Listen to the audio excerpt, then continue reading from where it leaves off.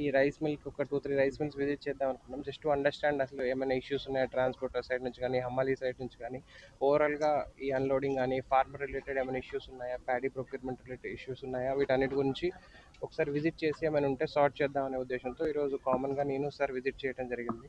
ఓవరాల్‌గా పెద్దపల్లిలో చూసుకుంటే మనకి అబౌట్ 1.8 ల్యాక్ ఎకర్స్లో మనకి ఈసారి ప్యాడీ వేయడం జరిగింది. మోస్ట్లీ ఒక 80-85% దాకా అంతా దొడ్డు వడ్లు వేయడం జరిగింది. ఒక 10-15% మాత్రమే సన్నాలు వేసారనమాట.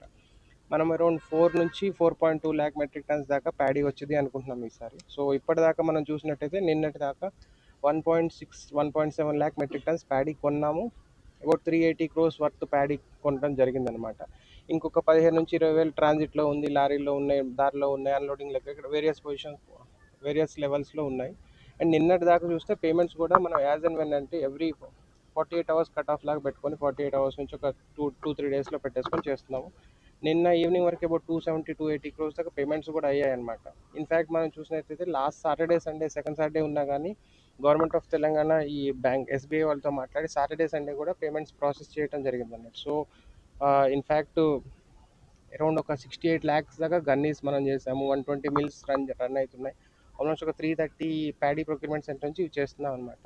సిన్స్ ఈసారి చాలా ఈల్డ్ వచ్చింది, క్రాప్ కూడా చాలా వచ్చింది అండ్ ఒకేసారి రావటం జరిగింది. తర్వాత ఈవెన్ మెయిజ్ కూడా, మొక్కజొన్న కూడా ఒకేసారి రావటం వల్ల ఓవరాల్ చూసిన ట్రాన్స్పోర్ట్ కానీ కొంత ఇష్యూస్ ఉండే, తర్వాత ఈవెన్ హమాలీస్ కూడా కొంత బర్డెన్ అవుతుంది. మోర్ ఓవర్ ఎండ చాలా ఉండడం వల్ల వర్కింగ్ అవర్స్ అనేది తగ్గిపోతున్నాయి అనమాట.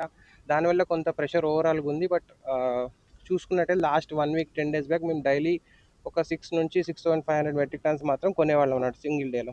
నిన్న లాస్ట్ ఈ వీక్ ఈ ఇష్యూస్ మొత్తం సార్ట్అవుట్ చేసుకుని ఆల్మోస్ట్ ఒక 13,000 మెట్రిక్ టన్స్ డైలీ కొంటున్నాం అన్నట్టు. అంటే నెక్స్ట్ 10 డేస్లో ఒక 1.3-1.5 ల్యాక్ మెట్రిక్ టన్స్ కొంటాం అనమాట. అవర్ అండర్స్టాండింగ్ ఏంటంటే ఈరోజు 15వ తారీఖు కాబట్టి 20వ తారీఖు కల్లా ఆల్మోస్ట్ 80% ప్యాడీ పెద్దపల్లిలో క్లోజ్ అయిపోయింది అన్నట్టు. సో మా సైడ్ నుంచి రిక్వెస్ట్ ఫార్మర్స్కి ఏంటంటే కొంత ఈ హమాలీస్ కానీ ట్రాన్స్పోర్టర్స్ కానీ కొంత లోడ్ ఉంది, హెవీ బర్డెన్ ఉంది కాబట్టి కొంత పేషెంట్గా మాకు ప్యాడీ ప్రొక్యూర్మెంట్ సెంటర్ ఇన్ఛార్జ్ కానీ లేకపోతే మా స్టాఫ్కి కోఆపరేట్ చేయగలిగితే అందరిది ప్యాడీ కొంటాం. అండ్ ఇంకోటి ఏంటంటే కొంత యాంగ్షియస్నెస్ కానీ లేకపోతే కొంత డౌట్స్ ఉన్నాయి వర్షం వస్తే ఎట్లా అనేది.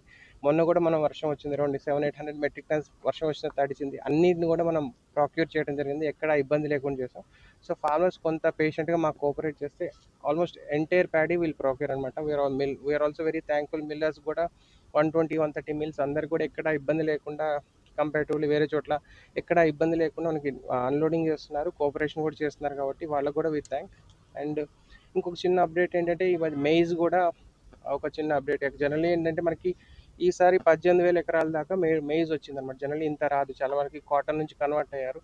దాని అండ్ ఈల్డ్ కూడా జనరల్ ట్రెడిషనల్గా 25, 26, 27, 30 ఆ రేంజ్లో ఉంటుంది అనమాట క్వింటల్స్ పర్ ఎకర్ ఉండేది. ఈసారి 34, 35 ప్లస్సే వచ్చిందనమాట.